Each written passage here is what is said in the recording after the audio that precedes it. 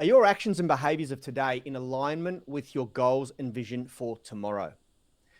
Growing up, mixed martial arts and combat sports was a huge part of Rad and my life. Boxing for me and Kung Fu for Rad. These sports helped shape who we are today. They helped with our confidence, they helped with our self-esteem, and they really, really helped craft us into the men that we wanted to become. However, when it came time to open Unity Gym, our passion for mixed martial arts, Kung Fu, and boxing became problematic. Today, we're going to share why. Welcome to our podcast, proudly brought to you by VPA Australia, our trusted supplement provider since Unity Gym started. As sponsored athletes, we're excited to offer you a special 10% discount on top quality supplements that ship worldwide. Just use our discount code from the description. To avoid international shipping fees, contact VPA and tell them we sent you to get a flat shipping rate. Today's episode is also sponsored by the Flexibility Blueprint. Ever felt lost in the sea of social media fitness advice? The Flexibility Blueprint is your map to progress, designed to help you get laser focused on what matters most for your journey in flexibility and strength. And guess what? It's free. Grab it using the link in the description. If you're starting your flexibility journey, don't miss our 20-minute mobility routine. It's your first step to quick wins in flexibility. For those further along, use our Flexibility Masterclass, featuring advanced techniques like loaded stretching and end range strength for the pancake, front splits, middle splits, and more. Links for both are also in the description. And for the seasoned athletes, avoid the frustration of complex training puzzles with our UMS Tribe membership. It's a different online coaching experience with strength and flexibility combined. Don't forget, we're Amazon affiliates too. You can find all the equipment used in our videos and podcasts at the most competitive prices with our affiliate links in the description. Now let's dive into today's episode. When planning Unity Gym, Rad and I sat down with a mentor of mine to create a business plan. And we came to the conclusion that what was best aligned with our values, our core values of achieving financial freedom, and also our family values and career values of achieving success, it was the better option to create a strength and conditioning facility in alignment with what we'd been doing as personal trainers. However, our passion for mixed martial arts, Kung Fu, and boxing made it really, really difficult to make that decision. At the time, I was just turning 30 and I was meant to compete in an amateur competition 3 days after my 30th birthday. We'd rented this huge mansion on the beach just out of Sydney on the Central Coast. I had a whole bunch of friends up there and I wasn't allowed to drink because I had to make weight a few days later. And that was a real pivotal moment for me. I'd been boxing since a young teenager and it was about, I think, going on 16 years with a little bit of a break in between. And I just hit this point where I was sort of making this decision, is this really what I wanted to do? And also I knew that I would not have the time. At the time I was training probably 30 hours a week. It was about 2 to 3 hours a day, right through Monday to Saturday. And then on Sunday, we did a bit of a session down at the beach, like sand running, beach sprints, and then swimming. And I was training with a bunch of people, 2 girls and about 5 other guys. We were training with one of the Australian Olympic boxing coaches.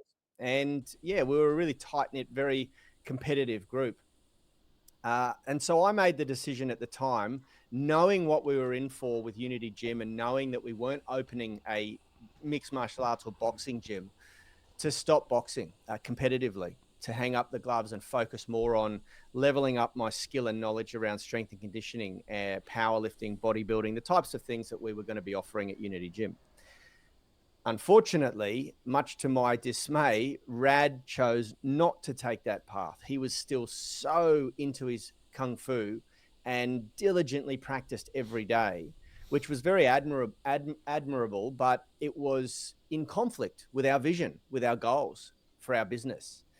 And this was something that, brought to our attention for the first time how strong the power of ego is and how much it can sabotage your goals. So Rad, why don't you jump in? You shared a really great story in the last episode of this podcast about just how much Kung Fu meant to you and practicing Kung Fu meant to you, but you also shared this concept of the zones of learning and how staying comfortable can actually lead to complacency and can restrict or limit your growth. Yeah, absolutely. So, I mean, Kung Fu was everything to me. When I started doing Kung Fu, and Yanni, just a quick reminder, make sure your phone's on silent. When I started Kung Fu, I would have been 17, I think.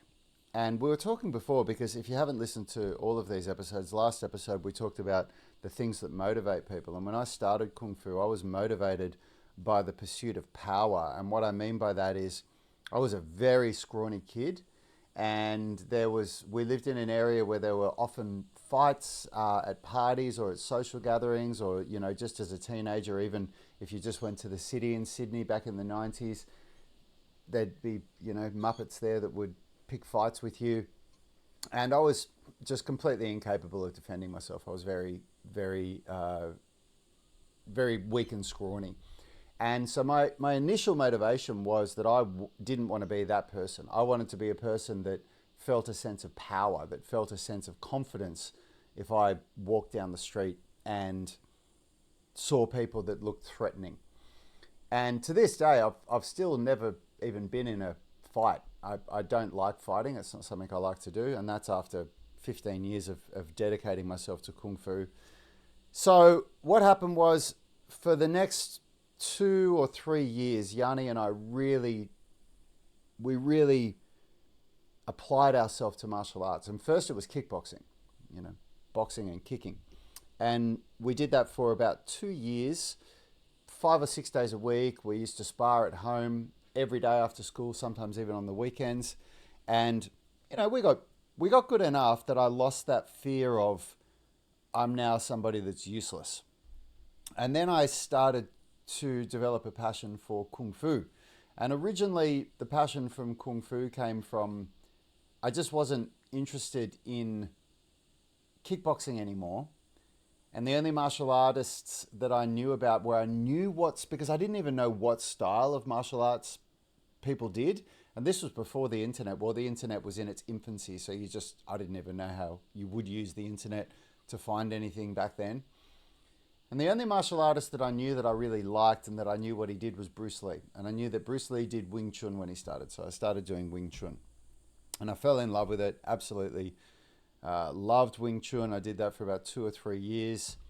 And then I found out about Wushu. I found out about what Jet Li did. And I loved what Jet Li did. And I was getting a bit bored with Wing Chun, to be honest. And I was getting a little bit losing confidence in the quality of what it was. And in all honesty, what made me stay with the same teacher that I met and that I stayed with when I was about 20 or 21 was that I'd gone to several martial arts schools now and trained for at least 6 months at that school, long enough to be able to get a feel for what the teacher could offer.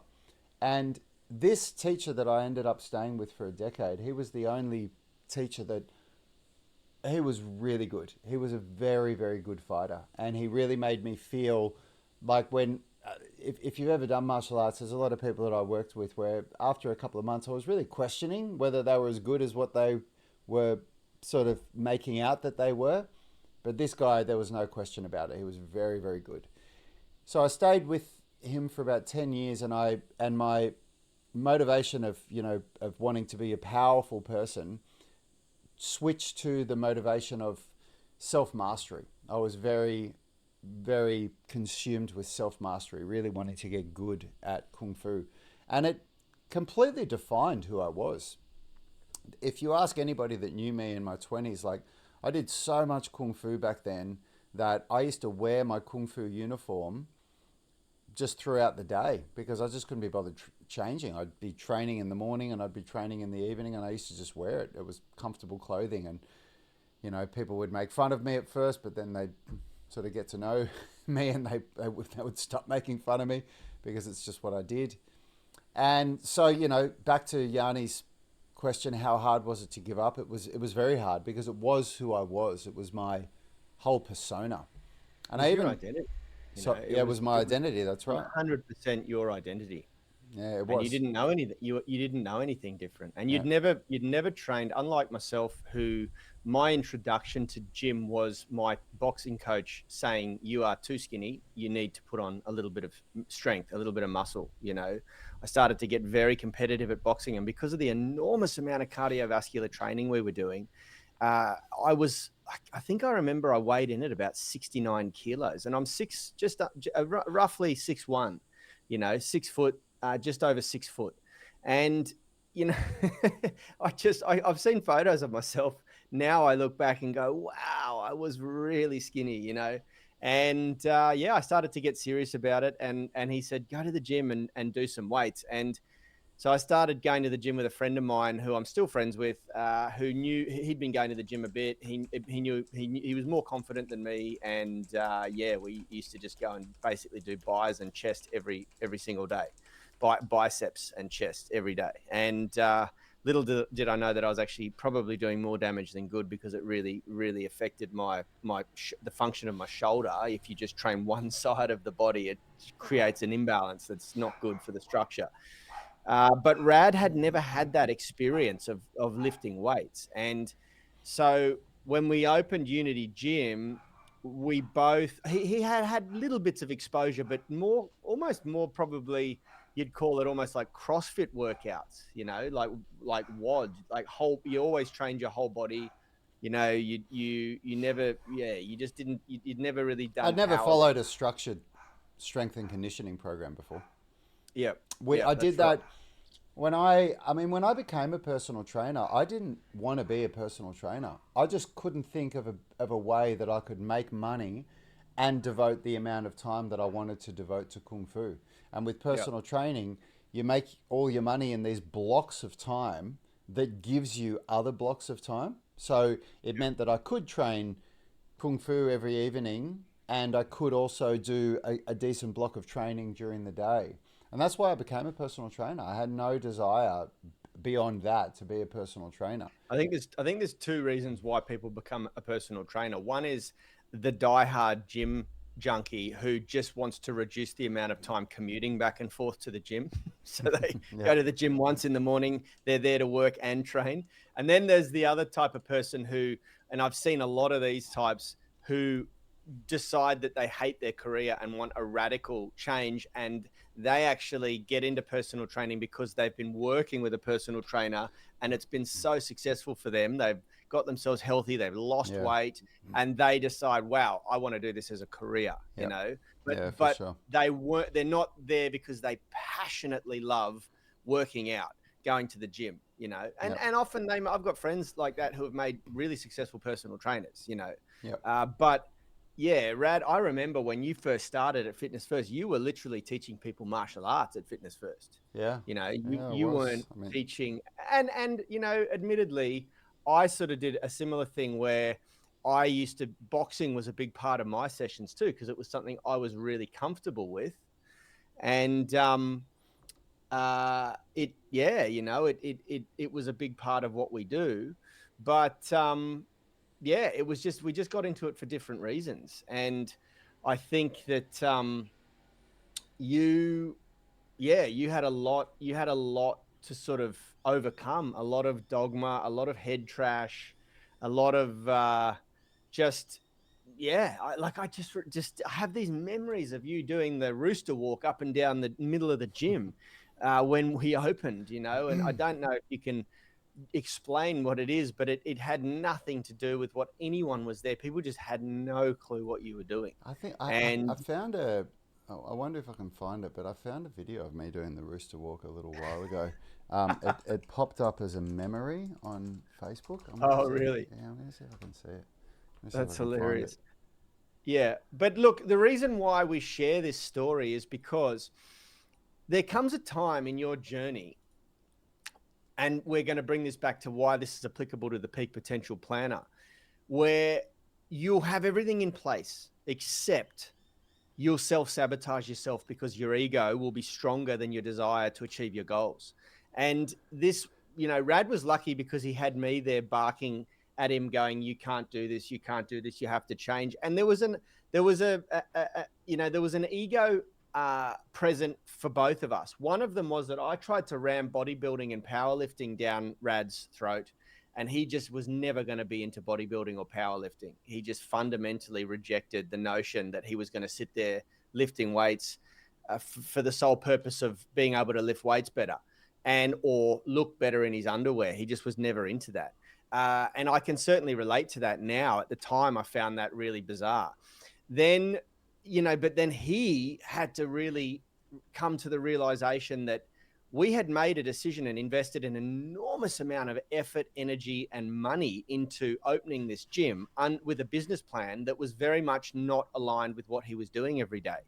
And, he just was not into, he just, he's showing up. I'm totally distracted. I can't talk while you're flipping around in the air. Yeah, these are some This is footage of the time that Yanni's talking about. You can see our members in the background doing their weightlifting, and people were doing spin bikes, and I was practicing traditional kung fu in the gym. These are the only videos that I can see because this is such a long time ago now. But I was just so committed to the betterment, to getting better at kung fu. I really was. This was a funny video. I remember there was some challenge going around online about how many pistol squats you could do. So I think I did 20 in this video. But you're watching the background here. Bass, aka that's Australian strength coach in the background. Bass when he was, and this was back in Instagram when you could only do 15-second videos, so I had to speed the video up to fit it all in. And that was Bass. He was standing just off camera here. That's Australian strength coach, who's one of the strongest people in the world. That was jumping around there. I was just so Yanni went back. How hard was it for me to give that up? It was very hard. Hard isn't even the right way to describe it. I don't even know how to describe it. But I was wise enough to be able to recognize what I had in my life and what I didn't have in my life. And you want to know what a real deciding factor in this was for me. I had to think about every single kung fu master that I knew. And I knew some real kung fu masters, like some people that were really, like 30, 40, 50 years of kung fu training, and they were on another level. And every one of them was broke. None of them were really wealthy.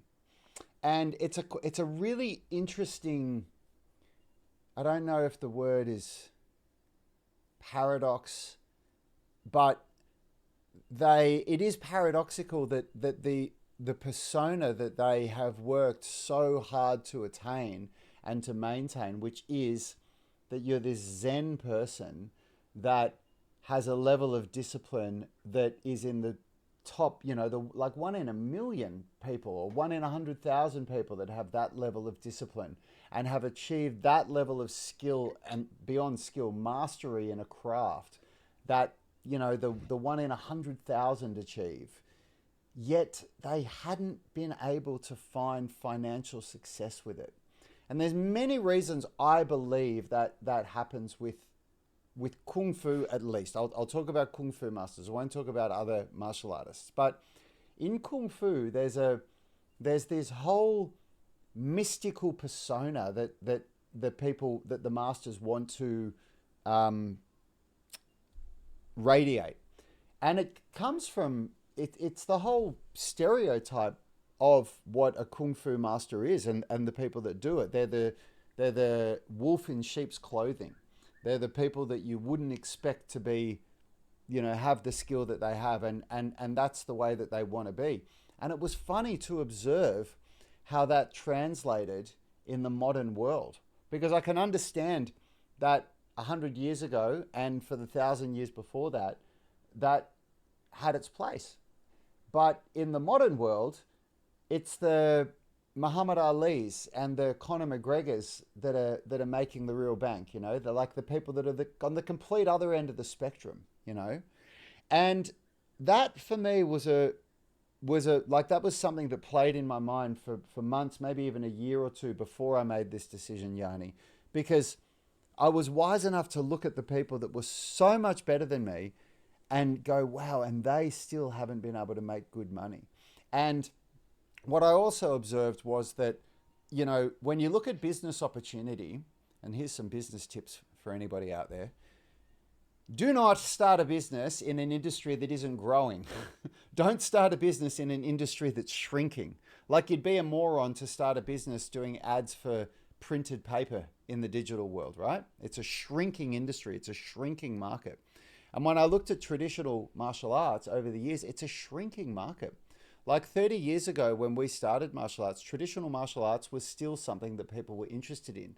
But ever since the UFC, and since it's very, very clear that an MMA fighter, beats the daylight out of a traditional martial artist, it happens every time. Nobody wants to do traditional martial arts anymore. Everybody wants to do MMA or BJJ. Even boxing's struggling, right? People are into MMA. Boxing's having a little bit of a comeback, but I think purely because of social media influences that. But that's what I was about to say, because of good and like Floyd Mayweather and Conor McGregor, and there's some guys that are leveraging social media with it.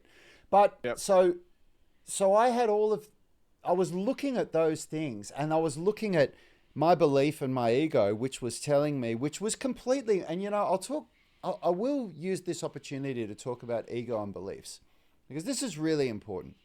And I really hope that if you're zoning out a bit, you tune into this. Our thoughts lead to our actions, and our actions lead to our results. So that concept in itself was revolutionary for me. The way I think leads to the way I act, and the way I act gives me the results that I have in my life. And you either get results that you want or results you don't want. But if you go before that, our beliefs lead to our thoughts, and our thoughts lead to our actions, and our actions lead to our results. So what we really need to change at the grassroots level is our belief system. What do we believe?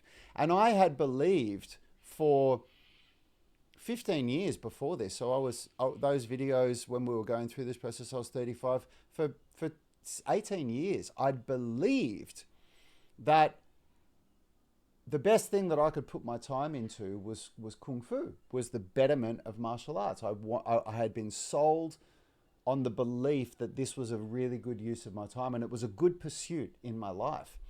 And I was challenging my belief system because I was looking at people who were 20 or 30 years ahead of me and looking at what that had done for them.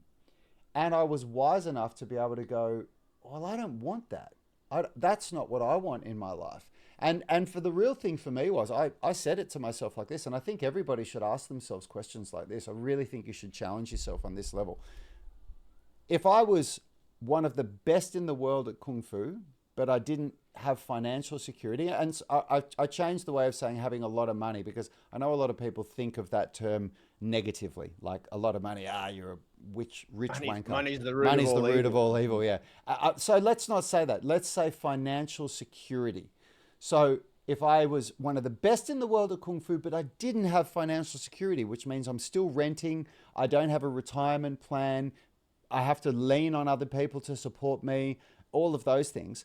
Would I want that life, or would I want the life where I'm completely financially independent, where when I'm 60, let's choose an age of 60, I could retire if I wanted to, I'm completely financially set up, but I'm not a Kung Fu master? And the answer to that was so damn obvious to me. And that's because for Yanni and I, our father and our family have a very bad financial blueprint. And we saw firsthand what happens when people don't get to their older age and are financially stable. It was very, very painful for us to watch. And so when I looked at all of that, and then I looked at what we had in front of us, Yanni and I, excuse me, we'd put all of our money, everything that we had no investors, we had no one bankrolling us or anything. We'd scrounged together all the cash, we'd leveraged loans, credit cards, everything to be able to open this business. And it was like, if we can't make this work, if I can't make this work, then I really have absolutely nothing in terms of financial security. And I'm so far from being even on the way to get there. And so that's how my brain rationalized it. And I made the decision that the pursuit of kung fu, and it also came down to Yanni as well. I tried doing kung fu classes at the gym. I thought, I'll run some kung fu classes, and if you remember, I was running these kung fu classes 4 or 5 nights a week, and we had some people that were really dedicated to it, and they came every night. There was 3 of them. There was 3 people that I remember this. and they were. We actually, just so that you all are aware, we did not manage to open a gym without having a boxing area. We had a boxing room at the back of the gym, which lasted for the first couple of years until there was just no one using it, and except us. And we were like, okay, so we're paying an enormous amount. I learned the concept of asset efficiency, and I realized that every square meter in that gym needed to be producing for us. Otherwise, it was costing us. And, we went, well, is it worth costing us money, having that equipment there? And it was hard for me to give up and get rid of. I loved having our little boxing area there, and Yanni loved it. That was definitely Yanni's thing, Yanni. And we tried it. We tried running boxing classes. And again, we got 6 people that absolutely loved it. And that was it, And we learned the hard way. We learned hard lessons, but they were valuable lessons that, it's not your job to create the market. It's your job to understand the market. And, these are business lessons here, but going back to the story of, ego affecting you making the right decisions and everything. So I looked at all of this, and I also looked at the fact that Yanni was really obviously frustrated that I wasn't embracing what we needed to do. And funnily enough, Yanni was the one. No, that's not true. I made the decision. I said, okay, I'm going to start learning calisthenics, because what I did was I looked for something else that interested me. I just thought, what interests me? Because I like weightlifting and doing gym work for the sake of doing gym work. It just didn't interest me. I had no interest for it. And so I thought, what could I do that is a growing industry, that's something that's definitely on the rise? It's like, it's growing year on year. And there was a couple of guys, remember Drew and Ben, were training in the gym, and they were right into calisthenics. And they were young guys. They would have been in their early 20s back then. And they were really nice guys, good friends of ours. Shout out to you guys if you're listening, Drew Slater and Ben Slater. And they were really into calisthenics, and they'd only been doing it for a year, and they could do some pretty impressive stuff. They could do a decent handstand, and they could do a V-sit and some muscle ups and a couple of levers and things like that. Some of the entry-level calisthenics movements. And it piqued my enthusiasm. And it made me, I started going, oh, maybe I could learn about calisthenics. And I spoke to Yanni about it, and I said, what do you think? And Yanni embraced it. Yanni said, yeah, that's a good idea. And so I went out and I started doing an online course to learn about calisthenics. And that's when Yanni said to me, I really committed to it. Like, I went all in, I didn't dabble my feet in it. I stopped doing my kung fu completely cold turkey, and I shifted those hours a day that I was spending practicing kung fu into cold turkey. But he wore a kung fu patch just to get that. Yeah, that's right. That's right. But so I went straight into doing calisthenics training. I would have been 35 or 36 at the time. And several months after that, only about 3 months, Yanni came up to me and he said, I've got this workshop that I'm doing with this guy, Ido Portal, in November, but now that you're getting into calisthenics, I think you'll probably get into it more. And that's all I knew about it. And it was absolutely hilarious, because I was actually doing gymnastics. I was doing the Gymnastics Bodies online course, and it was really fun. That's all I knew about Ido Portal. I didn't even know what he looked like. And I'll never forget when I went to the workshop, because I really respect Ido now, and I've learned a lot for him. And I worked with one of his top students, Roy Gold, for 2 years after that as an online student. But when I went to that workshop, it was so funny. There was about 80 of us there, and he got us all to go around the room and introduce ourselves and say why we're here. And it took about half an hour, and he doesn't cut anybody off. He just lets everybody talk. And it got to me, and I said, I just, I've been doing Kung Fu for 15 or 17 years, and I just started doing some gymnastics and calisthenics, and I just came here to learn some more about it. And he just looked at me and goes, this isn't gymnastics, bro. It was really funny. Yeah, look, in the Peak Potential Planner in chapter 3, um, it's got a quote in the book. Our life is what our thoughts make it. It's a quote by Marcus Aurelius. Marcus Aurelius. I'm a huge fan of Stoicism, so I read a lot of Marcus Aurelius, and this is really, you know, this concept of ego.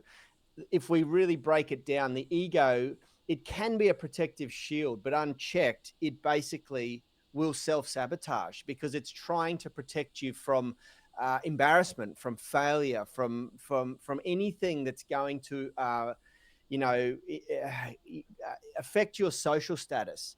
And with the context of what Rad had to deal with here and what I had to deal with in accepting that we needed to find a middle ground, Rad was so at the time dogmatic about the fact that he just wanted to be a kung fu master and nothing could get in the way of that. Now, the problem is that we often set goals that are aligned with our vision of where we want to go in our life and our purpose and our values, our core values. For Rad and I, one of our values was to achieve financial freedom. And then our ego keeps us doing things, systems, behaviors, actions, our daily routine, our rituals that aren't in alignment with that vision anymore. And at that point, we have to really question, okay, what's going on here? Like, do I want to stay in my lane? Or do I want to challenge my ego and step out of that lane and recreate a routine that is in better alignment with what I'm trying to achieve in my life? And a lot of people will find this in the context of health and fitness. They'll set these big audacious goals to lose weight or to build a physique or to achieve a certain milestone in physical capability, but then they won't change their belief system. And what they're doing on a day-to-day basis is heavily governed by what you believe and what you think, and so you'll stay in the lane that got you to where you are, and without realizing that, that's going to completely sabotage your goals. And with the exercise that we go really deep in the Peak Potential Planner is to learn to identify ego traits. And the ego traits, I've got to read this because I can't remember it. It's deflecting, defending, distorting, blaming, justifying, comparing, or demonstrating. These ego traits come up constantly in our day-to-day life when we're challenged in any way, shape, or form, when our education is challenged, when our experience is challenged, when our dogmas are challenged, when our belief systems are challenged. And often it's what is preventing us from moving forward towards our goals. And so we address this in the program by, first of all, teaching our tribe how to identify ego traits and then how to recognize when they're presenting, and then a system to address them and to disassociate from them, because our thoughts, feelings, sensations, urges, emotions, they are not us. They are part of a different substructure in us, our mental systems, our ego. And we have to learn to, of course, embrace the thoughts, feelings, sensations, urges, and emotions that are serving us and serving our goals, but then to disassociate very quickly and unemotionally from those that aren't. And that's a very, very powerful step in the journey to, leveling up, to personal development. Yeah, absolutely. Absolutely. It's, I'd say it's crucial. I'd say without learning to disassociate from your ego and to recognize when it's holding you back, and then challenge your beliefs, like how I've described in this episode. Challenge. Think, why do I believe this? Where does this come from? Is it serving me? Is it going to help me to get to where I want to go? And, relating it to traditional martial arts, I've worked with so many people since I made this decision. And it's so challenging to the ego that I'm aware to not even present it to people. It's something that people have to come to the conclusion themselves. But I've worked with a lot of people over the past decade where I can see like the one thing that's holding them back from getting what they want. is their undying, belief that they have to keep working on this thing that they've been working on for 20 years or so, because it is who they are. It's at the core of, and who you are. What I mean by that is it's who your ego is. The ego, we have the self, we have the physical body of who we are, and then we have the ego, and they're separate things. Because the physical body is there, you can't get rid of it, you can change it. But the ego you can shed, you can leave behind, and hold on to or create a new ego for yourself. I'm going to finish this episode by quoting my brother, because this is actually a quote from him, which is in the Peak Potential Planner, which is that you can either have excuses or results, but you can't have them both. And really, this is something that I want you to all ponder. If you've watched this episode and made it to the end, because it is a long one, it's very important. You can either have excuses or you can have results, but you can't have them both. So with that, we're getting ready for the next, which is actually episode 5 of 8. And this is where the rubber meets the road, metaphorically speaking. This is mastering the art of effective planning. And the story is really, we're going to share in the podcast, how we took our business from the brink to making bank through the process of learning how to actually plan. Because it's one thing to sort of set big goals and to have a really clear vision and to get your ego in check so it's not sabotaging that vision. But then what do you do from there? This is where the secret falls flat on its face. Ask, believe, and you'll receive. The law of attraction. This is where the concept of Zig Ziglar's just write your goals down and then none of that works. It's all BS. It's all myth. You need a plan, and you need a solid plan. And there is a very, very successful system of planning that many entrepreneurs and exceptional business operators and fitness professionals use. And we're going to teach you that, or we're going to talk about it and reveal it in the next episode. So I hope you join us.